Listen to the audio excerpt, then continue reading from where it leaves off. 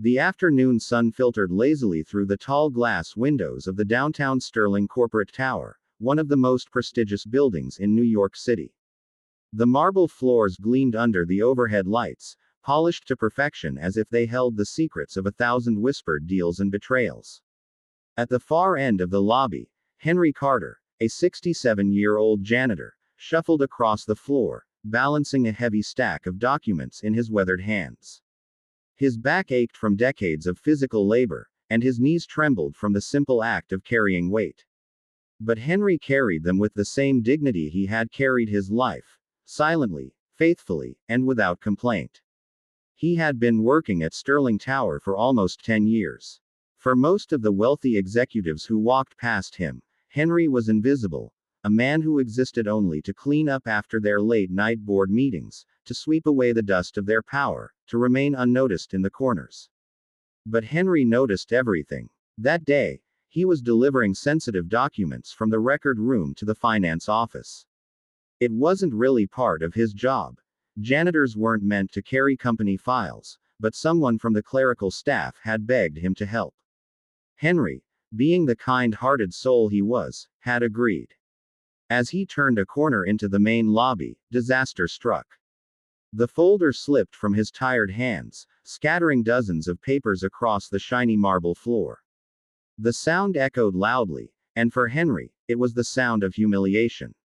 He instantly knelt down, his old knees cracking, his palms pressing against the cold surface as he scrambled to gather the papers. That was when she appeared. Victoria Hale, the vice president of Sterling Financials, stormed out of the glass elevator. Dressed immaculately in a navy blue skirt suit, her platinum blonde hair fell in sharp angles around her face. Her heels clicked like gunshots as she strode forward.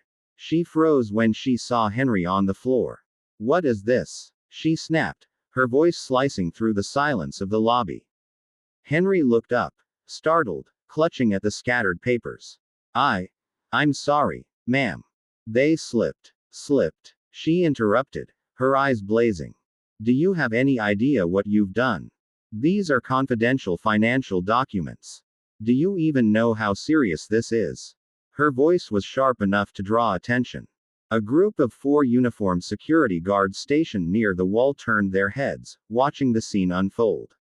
The other employees froze in their tracks, torn between pity for Henry and fear of Victoria's wrath. "I didn't mean," Henry began, his voice breaking, but Victoria cut him off again. "Of course, you didn't mean it. People like you never mean it, do you?" She pointed a manicured finger at him, her voice laced with venom. "This is why I keep telling management that unqualified staff should never be allowed near sensitive areas. You're here to clean floors, not ruin the company." Henry felt his chest tighten. Her words weren't just loud, they were knives slicing into his dignity. He could feel the eyes of everyone in the lobby burning into his back as he stayed on his knees, trying desperately to collect the papers. The guards exchanged uneasy looks, but none moved. Victoria's authority was unshakable in this building. One guard muttered quietly to another, "Man, she's going too far."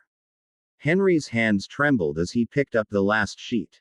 His vision blurred, and he could barely hear the whispers around him. At that moment, he wasn't just a janitor on the floor. He was every invisible man, every discarded worker, every soul crushed under the weight of power. Victoria loomed over him, her voice dropping into a cold, deliberate tone. "Clean this mess up and get out of my sight. If I see you anywhere near these offices again, I will personally make sure you're fired." Henry opened his mouth to respond, but no words came out. His throat ached, his pride shattered. Slowly, painfully, he rose to his feet, clutching the folder to his chest. His eyes met those of one security guard, who looked at him with quiet sympathy.